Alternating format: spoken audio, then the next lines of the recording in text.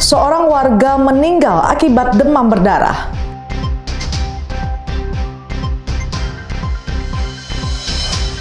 Polisi olah TKP kematian anggota polisi.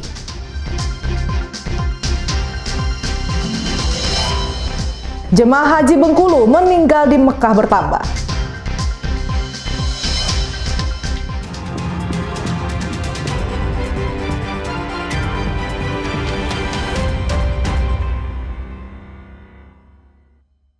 Halo, selamat pagi saudara, apa kabar Anda pada pagi hari ini? Menemani pagi Anda, Kompas Jambi kembali hadir dengan beragam informasi penting dan menarik dari berbagai wilayah di Provinsi Jambi. Bersama saya Suci Anissa, inilah Kompas Jambi selengkapnya, hanya di Kompas TV, independen, terpercaya.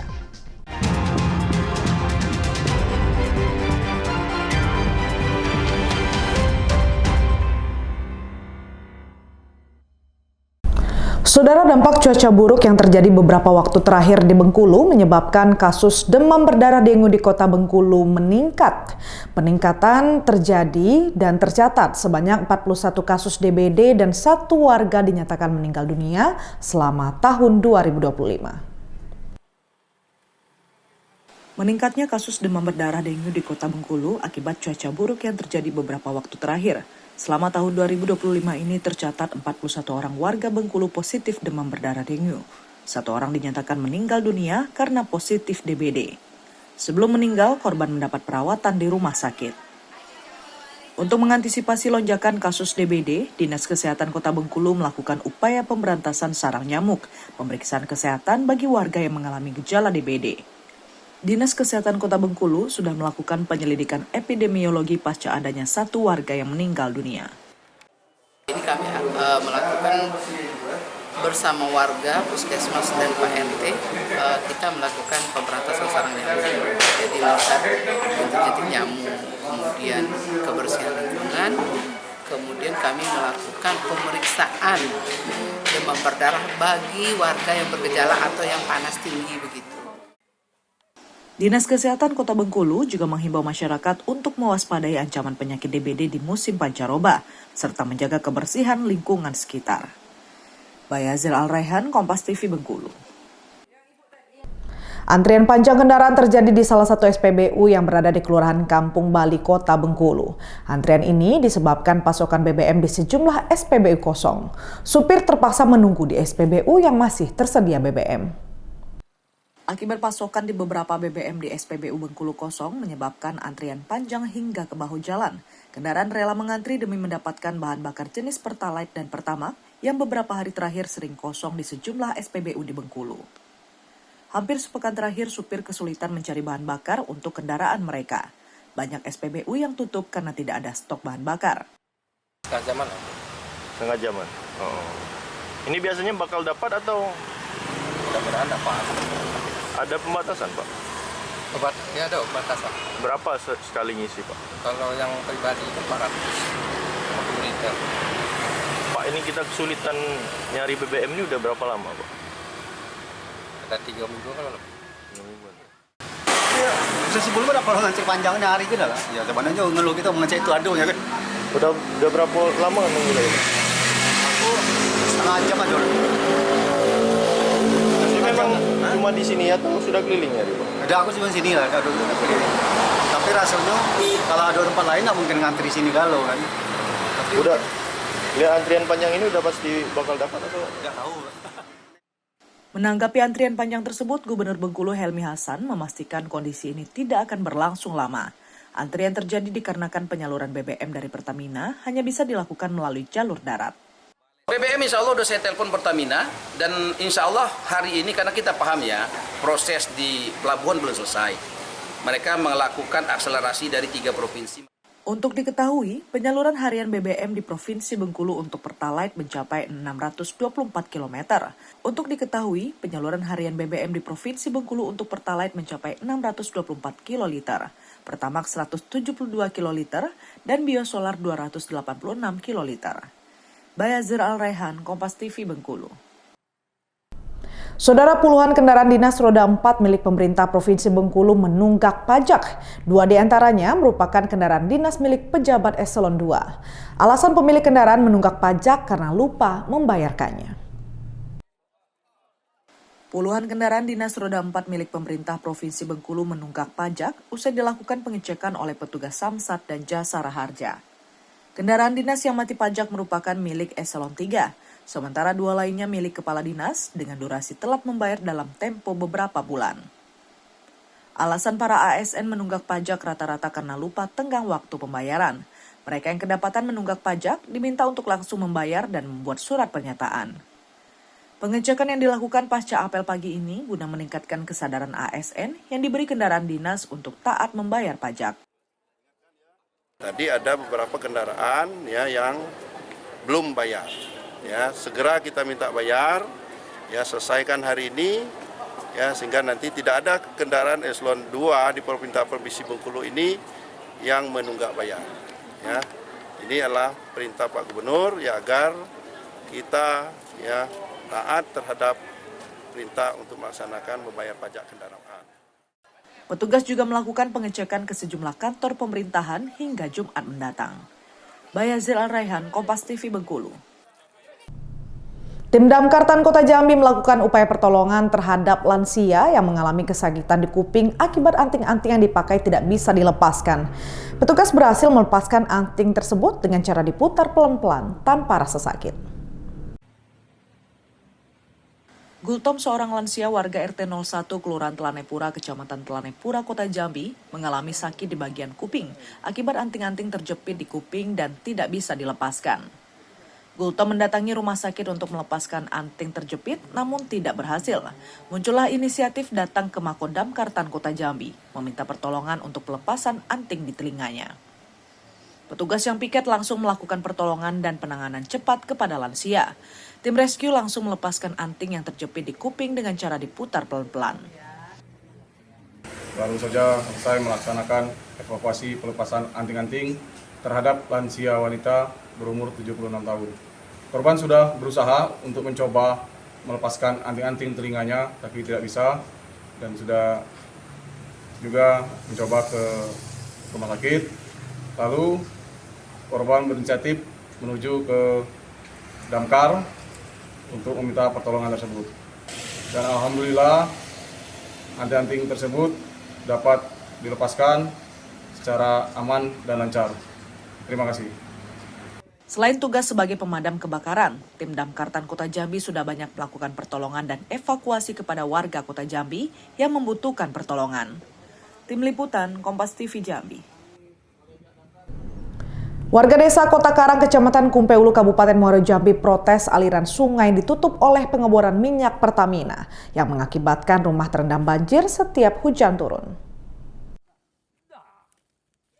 Warga desa Kota Karang, Kecamatan Kumpeulu, Kabupaten Muaro Jambi protes aliran sungai ditutup oleh pengeboran minyak Pertamina yang mengakibatkan rumah terendam banjir setiap hujan turun. Terkait protes warga tersebut, anggota DPRD Kabupaten Muaro Jambi meninjau lokasi pengeboran minyak Pertamina. Peninjauan ini dilakukan mendapat laporan dari warga terkait dampak buruk dari aktivitas pengeboran minyak Pertamina tersebut. Aliran sungai di jembatan menjadi jalan utama di desa Kota Karang kini tampak mengering lantaran ditutup total. Ketua DPRD Kabupaten Muaro Jambi, Aidi Hatta, mengatakan jalur sungai yang diduga ditutup oleh pihak Pertamina sangat merugikan masyarakat. Sebelum ditutup menjadi akses perekonomian masyarakat. Akibat penutupan jalur sungai di desa Kota Karang ini, warga sekitar sering kebanjiran. Anggota DPRD Muaro Jambi segera memanggil pihak Pertamina, pemerintah desa, dan masyarakat yang terkena imbas buruk dari penimbunan jalur sungai tersebut. Ada jalur sungai yang ditutup oleh Pertamina. Nah, jalur sungai ini sebenarnya akses masyarakat waktu itu masih aktif untuk mencari ikan dan juga hal-hal lain lah terkait perekonomian. Tapi hari ini kita lihat di belakang kami tidak bisa lagi itu berlaku karena sudah tutup total oleh Pertamina. Dan lebih mirisnya lagi, imbas ditutup ini ada beberapa warga yang kebanjiran. Nah, kalau di depan saya ini ukuran lapang bola kaki ini lebih kurang 2 meter kebanjiran. Dan termasuk juga rumah-rumah di situ masuk sekitar berapa puluh senti. Dan di belakang sana ada berapa, Bu? 8 ya? 4. Nah, 4 kepala keluarga, 4 rumah. Juga kalau pas musim banjir, dulunya tidak ada air di halaman, sekarang sekitar 50 senti masuk ke dalam rumah. Itu kami akan mengambil satu kebijakan beberapa waktu ke depan. Kami akan panggil pihak Pertamina, perangkat desa dan tokoh masyarakat yang terimbas dari kegiatan ini. Lokasi permukiman warga yang terdampak akibat penimbunan jalur sungai ini berada di RT 1 dan RT 2 Desa Kota Karang. Banyak banjir, biasanya banjir tidak seperti Iko katanya. Banjir biasanya tuh cuma halaman, Iko sampai masuk ke rumah kata dia. Karena dampak ini ditutup ini. Yo. Kalau daerah saya itu sekitar lebih kurang itu 8 rumah itu Pak. 8 rumah Pak ya? Kalau harapan saya dari Ketua RT 02 ini, harapan saya kepada pihak Pertamina itu tolonglah, ini tolong dipasang ini Pak. Apa namanya? Sungai alamnya diganti lagi Pak. Sungai alam lagi ini dipasang box ini Pak, agar aliran air itu balik semula seperti biasa deras itu Pak. Warga berharap adanya solusi terbaik dari permasalahan ini agar tidak ada yang dirugikan dari proyek pengeboran minyak Pertamina tersebut. Tim Liputan Kompas TV Jambi. Saudara Wali Kota Jambi melantik ribuan ketua RT sekota Jambi di lapangan kantor Wali Kota Jambi. Diharapkan ke depan ketua RT yang terpilih menjadi ujung tombak pembangunan Kota Jambi 5 tahun ke depan. Wali Kota Jambi Maulana melantik ribuan ketua RT sekota Jambi periode 2025 sampai 2030 di lapangan utama kantor Wali Kota Jambi. Ketua RT yang terpilih diharapkan menjadi ujung tombak pembangunan Kota Jambi. Pemilihan ketua RT serentak di Kota Jambi pertama kali di Indonesia secara demokratis. Bahkan pelantikannya ini pertama kali dilakukan di Indonesia. Ketua RT yang terpilih memiliki semangat yang kuat menjalankan program yang sudah menanti. Ketua RT terpilih mendukung program pemerintah Kota Jambi yaitu Kampung Bahagia, Posyandu, dan program Pro Rakyat. Setelah dilantik, Ketua RT dilanjutkan retreat selama 1 hari dengan pemateri yang sudah disiapkan. Menurut Wali Kota Jambi Maulana, program membangun bersama dimulai dari bawah dan gotong royong. Mudah-mudahan Pak RT yang dilantik secara sungguh-sungguh serius ini kemudian memiliki semangat yang sama, silaturahmi yang kompak untuk menjalankan program-program, baik itu program pusat, provinsi maupun Kota Jambi. Dengan program Kampung Bahagia, dengan program-program Posyandu yang sekarang sudah di New Posyandu, dengan program-program yang betul-betul pro rakyat dari pemerintah pusat, provinsi. Tentu program ini adalah program membangun bersama dimulai dari bawah, bottom up. Kuncinya adalah musyawarah dan gotong royong. Itulah esensi dari pembangunan berbasis komunitas yang sekarang perwalnya rancangannya sedang kita sempurnakan untuk menjadi program Kampung Bahagia.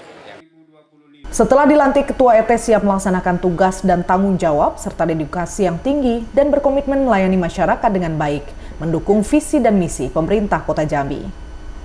Peter, salah satu Ketua RT yang dilantik Wali Kota Jambi, akan memperbaiki infrastruktur dari anggaran 100 juta dari pemerintah Kota Jambi, memperhatikan anak-anak yang putus sekolah di lingkungan RT. Insya Allah memang ada anggaran rencana Pak Wali Kota ada 100 juta per RT. Insya Allah kita akan mengutamakan masalah pembangunan atau infrastruktur di RT masing-masing. Satu untuk anak-anak yang mungkin ini sekolah atau tidak sekolah, akan kita pikirkan juga. Mengutamakan sifat yang sudah menghilang, gotong royong. Insya Allah tugas kami RT harus merangkul, mengingatkan masyarakat, terutama masyarakat yang di pinggir-pinggir kali yang untuk menjaga kebersihan di kali masing-masing. Merangkul warga untuk melaksanakan kegiatan gotong royong membersihkan sungai dari sampah. Itulah minta yang bagus kak, bagi RT minta yang bagus, yang macam mana sih?